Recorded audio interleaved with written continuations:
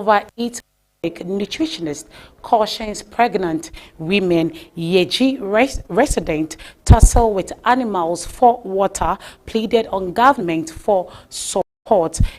In the bulletin, NDC incited Chiana, a senior high school student, to insult Akufo-Addo. That is coming from Edumako Beifi. We also have government to rule and on the front, Nigeria set for presidential polls, but insecurity threatens process.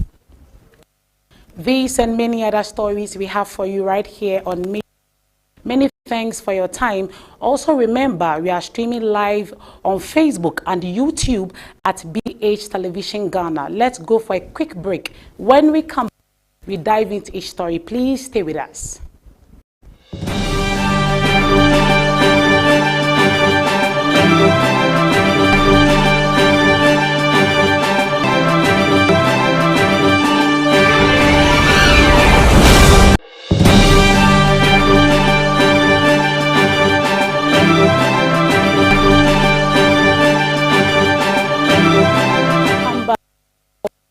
Health news. Abena Angmote, nutritionist at Ada East District, has cautioned pregnant women against the excessive eating of raw garlic, taking its supplement in excess to avoid complications. He said excessive intake of garlic could lead to bleeding, which could be detrimental to the health of the pregnant woman. Maternal hemoglobin levels during pregnancy should be 11 grams per deciliter and above, and any loss of blood during this period could cause heartburn and maternal mortality. Mr. Angmote said, "Sure good health, as most of the nutrients for the fetus came from their mother," he said, and cautioned expectant mothers to consult their healthcare providers before taking garlic and other supplements.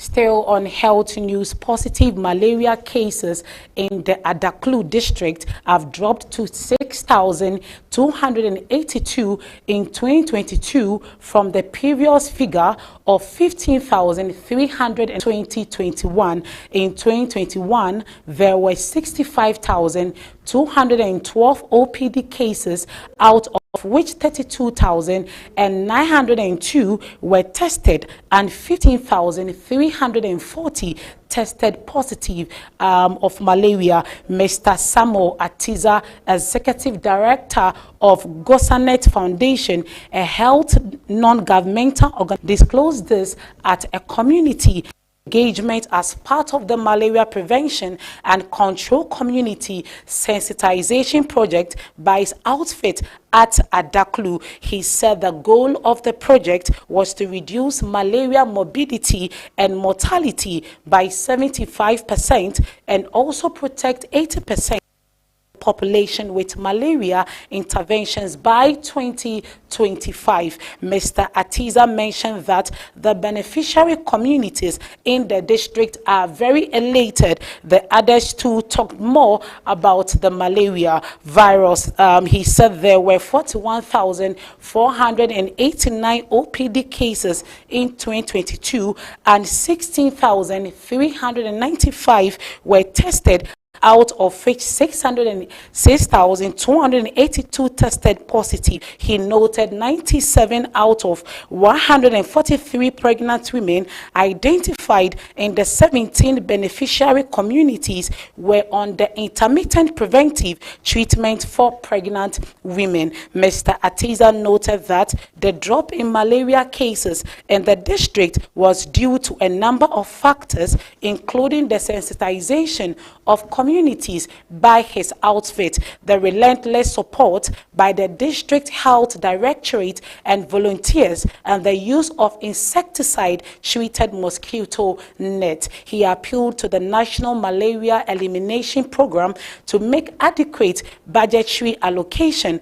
for capacity building and refresher training activities for all stakeholders. The executive director also called for the timely release of project funds plans to ensure that all programs under the project were carried out as planned and on time. He said so far, community-based advocates were trained for the various phases of the project and were now serving as a resource persons working on health and malaria issues in their communities in the district. He intimated that traditional and religious leaders and assembly members were also supervising the work of the CBAs and the beneficiary communities of the project. Mr. Atiza called on all stakeholders and the beneficiary communities to take the project as their own in order to sustain and achieve its goal. He advised against taking of herbal concoction